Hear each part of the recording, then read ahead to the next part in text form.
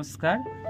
আজ আপনাদের সামনে কিছু আমি হেলথ রিলেটেড পরিসংখ্যান তুলে ধরব, যার ফলে আমরা নিজেদিগকে, আমাদের পাড়া প্রতিবেশীকে এবং আমাদের আত্মীয় স্বজনদের মধ্যে একটা সচেতনতা গড়ে তুলতে পারি এবং এই সচেতনতার মাধ্যমে আমরা কি করতে পারি, নিজেদেরকে একটা সুস্থ জীবন এবং আমাদের পাড়া প্রতিবেশী আত্মীয় স্বজনদেরকেও একটা সুস্থ জীবন দিতে পারি। এখানে সেই পরিসংখ্যানগুলো বলা আছে। দেখুন, 4 out of 10 people are obese, অর্থাৎ আমরা বুঝতেই পারছি কি 10 জনের মধ্যে 4 জন আমরা হচ্ছে অবেস, মানে খুব মোটা। 2 নম্বরটা দেখুন, 1 out 4 people have diabetes or at risk.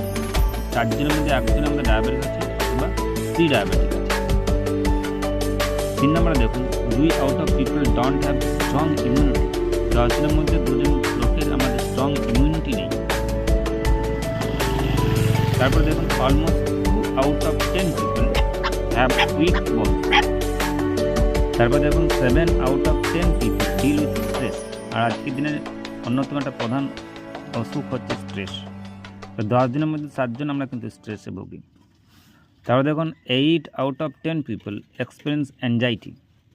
আর বুঝতে পারছেন, 10 জনের মধ্যে 8 জন আমরা এক্সপিরিয়েন্স অ্যাংজাইটি, কী হবে, কখন কী হবে, এই ভাবনা নিয়ে আমরা ব্যস্ত থাকি।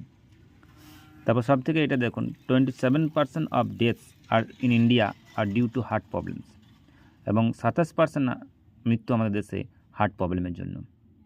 তো এখানে মেনলি যে প্রবলেমগুলোর কথা বলা হয়েছে, এর মধ্যে বেশিরভাগটাই আমরা আমাদের লাইফস্টাইলের ফলে ক্রিয়েট করেছি। তাই কখন অসুস্থ হব, ডাক্তার আমাকে কখন বলবে, তারপরে আমি আমার যত্ন নেব, তার অপেক্ষা না করে এখন থেকেই যদি আমরা একটু নিজের যত্ন নিই, অর্থাৎ সঠিক সময়ে খাই, সঠিক খাবার খাই, পর্যাপ্ত পরিমাণে বিশ্রাম নিই, একটু সারাদিনের মধ্যে এক্সারসাইজ করি, একটু মেডিটেট করি, একটু ফ্যামিলির সাথে কোয়ালিটি টাইম স্পেন্ড করি, তাহলেই কিন্তু আমরা এই পরিসংখ্যানটাকে পরিবর্তন করতে পারবো।